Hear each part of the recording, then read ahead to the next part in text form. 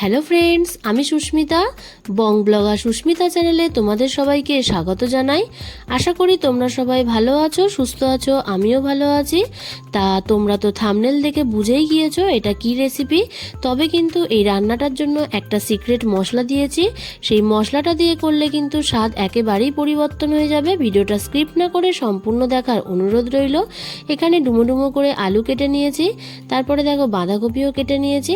এই যে বাদামটা দেখছো, এই বাদামটা ভেজে তারপরে খোসা ছাড়িয়ে রেখে দেব। আদা আর কাঁচা লঙ্কাটাকে থেতে নেব। এই রান্নাটা সম্পূর্ণ সাদা তেলে হবে। তেল গরম হয়ে আসলে গ্যাসের ফ্লেমটা একেবারে লো করে দিতে হবে। তারপর বাদামগুলো ভেজে নিতে হবে। ভেজে নেওয়া হয়ে যাওয়ার পর তুলে নিলাম। তারপর একই তেলের মধ্যে ডুমো ডুমো করে কেটে নেওয়া আলু দিয়ে দিলাম। আলুটা ভাজা হয়ে যাবার পর যে আদা আর কাঁচা লঙ্কাটা দেখিয়েছিলাম ওটা থেতো করে দিয়ে দেব। আদা আর কাঁচা লঙ্কা দিয়ে আলুটাকে সমস্ত কিছু ভালোভাবে ভেজে নেব। এই সময় কিন্তু গ্যাসের ফ্লেমটাকে মিডিয়াম ফ্লেমে রাখতে হবে। আর আলুটাকে দেখো লাল লাল করেও ভাজা হয়ে গিয়েছে। ঠিক এই সময় এবার দিয়ে দেব টমেটো কুচি। তবে হ্যাঁ, তোমাদের একটা কথা বলি যে বাঁধাকপির তরকারি করলে কিন্তু টমেটোটা বেশি ছোট ছোট করে কাটবে না, তাহলে কিন্তু খেতে একেবারেই ভালো লাগবে না। একটু বড় বড় করে কেটে রান্না করলে তবে খেতে বেশি ভালো লাগে। তারপর দিয়ে দেব স্বাদ অনুযায়ী লবণ, ছোট চামচের 2 চামচ মতন হলুদের গুঁড়ো, তারপরে দিয়ে দিলাম ধনের গুঁড়ো, আর দিয়ে দিলাম জিরের গুঁড়ো। তোমরা যদি রং আনতে চাও তাহলে তোমরা তোমাদের মতন কাশ্মীরি রেড চিলি পাউডার দিতে পারো, কিন্তু আমি এখানে কাশ্মীরি রেড চিলি পাউডারটা স্কিপ করেছি। সমস্ত কিছু মশলা দিয়ে কষানো হয়ে যাওয়ার পর হালকা তেল ছেড়ে আসলে বাঁধাকপিগুলো দিয়ে দিলাম। এখানে আমি বাঁধাকপিটা কাটার আগে ধুয়ে নিয়েছিলাম। তোমরা মনে করলে বাঁধাকপি কেটে তারপরেও ধুতে পারো, বা বাঁধাকপিটাকে আলাদা করে ভাপিয়েও নিতে পারো। যদি তোমরা ভাপিয়ে নাও তাহলে বাঁধাকপির রান্নাটা কিন্তু অনেক তাড়াতাড়ি হয়ে যায়।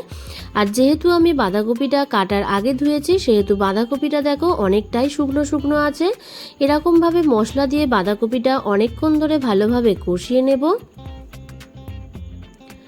অনেকক্ষণভাবে কষানো হয়ে যাওয়ার পর একটুখানি ঢাকা দিয়ে রেখে দেব। মিনিট 10 জন্য ঢাকা দিয়ে রাখবো। 10 মিনিট পর চলে আসলাম, ঢাকাটা খুলে আবার নাড়াচাড়া করে নিলাম। এরকমভাবে নাড়াচাড়া করে নেওয়ার পর আবারও ঢাকা দিয়ে দিলাম। গ্যাসের ফ্লেমটাকে কমিয়ে রেখেছিলাম। মিনিট 15 পর আবার ঢাকাটা খুলে আবারও কষিয়ে নেব। তরকারি যত কষানো যায় তরকারির স্বাদ তত বেশি টেস্টি হয়। কষানো হয়ে যাওয়ার পর এখানে সামান্য পরিমাণ ঈষৎ উষ্ণ জল অ্যাড করে দেব। যেহেতু বাঁধাকপিটা আমি ভাপিয়েও নিইনি, তাই জন্য বাঁধাকপি সিদ্ধ হতে সময় লাগবে, তার জন্য একটু ঢাকা দিয়ে দিয়েছিলাম। এখন দেখেই বোঝা যাচ্ছে বাঁধাকপি কিন্তু অনেকটাই সিদ্ধ হয়ে এসেছে, আর আলুও সিদ্ধ হয়ে গিয়েছে। তা এই সময় ভেজে রাখা বাদামগুলো দিয়ে দিলাম। আর যেহেতু নিরামিষ তরকারি সেহেতু একটু মিষ্টি হলে খেতে বেশি ভালো লাগবে, তার জন্য ছোট চামচের 2 চামচ চিনি অ্যাড করে দিলাম। দিয়ে আবারও নাড়াচাড়া করে নিলাম। নাড়াচাড়া করে নেওয়ার পর একটু টেস্ট করে দেখবে, যদি মনে করো লবণ কম আছে তাহলে সামান্য একটু লবণ অ্যাড করে দেবে। আমার মনে হয়েছে লবণটা কম আছে তাই একটু লবণ অ্যাড করে দিলাম। দিয়ে সমস্ত কিছু মিশিয়ে নিলাম। তোমাদের যে সিক্রেট মশলাটা বলছিলাম সেটা হলো গোটা মৌরি, গোটা জিরে, গোটা ধনে, 2টো শুকনো লঙ্কা আর গোটা গরম মশলা। এই মশলাটাকে শুকনো কড়ায় আর কি ভেজে নিতে হবে, করে এটাকে ড্রাই রোস্ট করে নেব। এই মশলাটা দিয়ে একবার তোমরা বাঁধাকপিতে তরকারি করে খেয়ে দেখো, আমি গ্যারান্টি দিয়ে বলছি খেতে কিন্তু অসাধারণ লাগবে। তারপর মশলাগুলো ড্রাই রোস্ট করে নেওয়ার পর 2 চামচ সেই মশলা দিয়ে দেব, আর 1 চামচ মতন ঘি দিয়ে দিলেই একেবারে হয়ে যাবে নিরামিষি বাঁধাকপির তরকারি। তোমরা কিন্তু অবশ্যই এরকমভাবে বাড়িতে ট্রাই করে খেয়ে দেখে বলবে কেমন হয়েছে। ভিডিওটা ভালো লাগলে অবশ্যই একটা লাইক, কমেন্ট, শেয়ার করে দিয়ে আমার পাশে থেকো। নতুন কেউ দেখে থাকলে চ্যানেলটাকে সাবস্ক্রাইব করে দিয়ে বেল আইকনটাকে অল করে দিও।